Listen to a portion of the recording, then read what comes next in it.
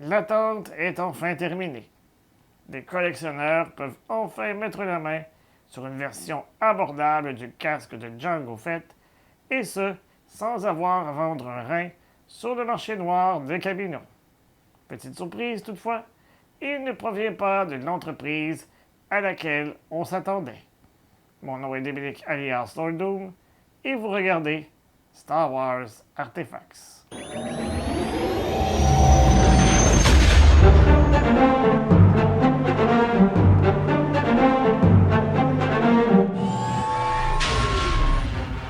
Le casque de Jango Fett a été annoncé à la grande surprise de tous sur le site web du Disney Store le 4 mai dernier.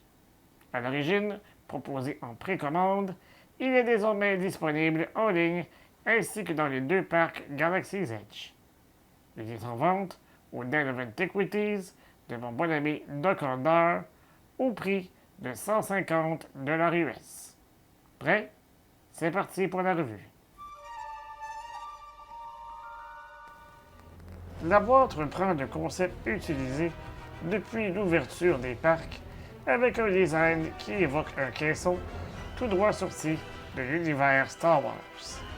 À l'avant, une image frontale du casque. À l'arrière, un aperçu de ses différentes fonctionnalités.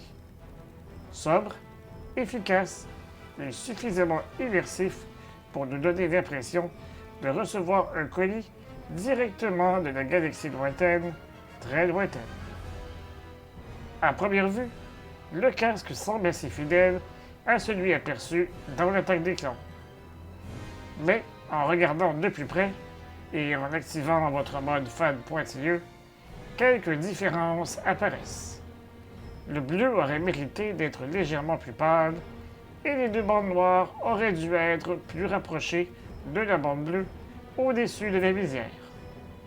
Quant à cette dernière, elle aurait gagné à être plus fine aux extrémités, mais rien de catastrophique, rassurez-vous, on reste loin du drame galactique.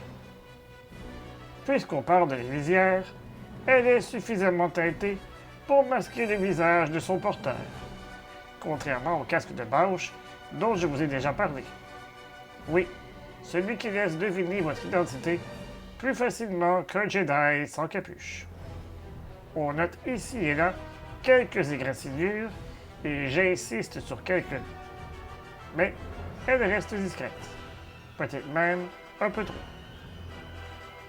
Des sections argentées situées dans les parties inférieures du casque présentent des traces de salissure. Malheureusement, elles sont un peu trop uniformes et les coups de pinceau sont visibles.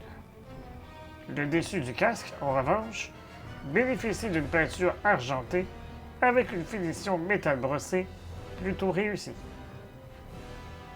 Avant de continuer, petit rappel digne d'un droïde protocolaire de ne pas oublier de vous abonner à la chaîne, d'activer la cloche pour ne rien manquer et bien sûr de liker la vidéo. Et si vous appréciez notre contenu, vous pouvez aussi rejoindre la chaîne. Pour moins de 5 $ US par mois, vous nous aiderez à poursuivre cette aventure. Pour encore plus de contenu intergalactique, suivez-nous sur les réseaux sociaux à SW Artifacts. Allez, retour à la revue. Le télémètre est sans doute la partie qui a reçu le plus d'attention, avec un bon nombre d'égratignures et de traces de saleté. Pour l'activer, il suffit d'appuyer sur le bouton. Selon l'angle du casque, il descendra ou pas. Oui, même la technologie mandalorienne a parfois ses humeurs. Deux modes sont disponibles. Dans le premier, la lumière s'éteigne après chaque citation.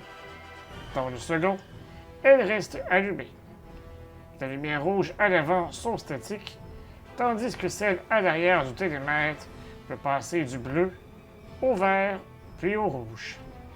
C'est également dans ce mode que le modulateur vocal s'active, même si, en réalité, il se contente surtout d'ajouter un léger écho. À chaque pression sur le bouton, une citation de Jango se fait entendre. Voici quelques exemples. Don't move, Jedi. Take 'em Always a pleasure to meet a Jedi. I was recruited by a man called Tyrannus on one of the moons of Bogdan. Curious. Do you like your army? I look forward to seeing them in action. They'll do their job well. I'll guarantee that. Thank you for your time, Django. Always a pleasure to meet a Jedi.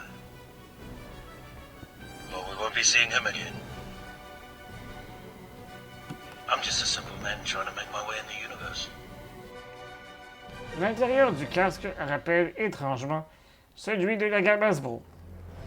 On y trouve de la circuiterie dans la partie inférieure, ainsi que des coussinets en caoutchouc plus en profondeur. Le compartiment à piles est situé au centre et nécessite 3 piles AA. Juste derrière, un bouton permet de changer de mode ou d'éteindre le casque. Un coussinet supplémentaire est inclus dans la boîte pour améliorer le confort. Il se fixe à l'aide de pastilles en velcro.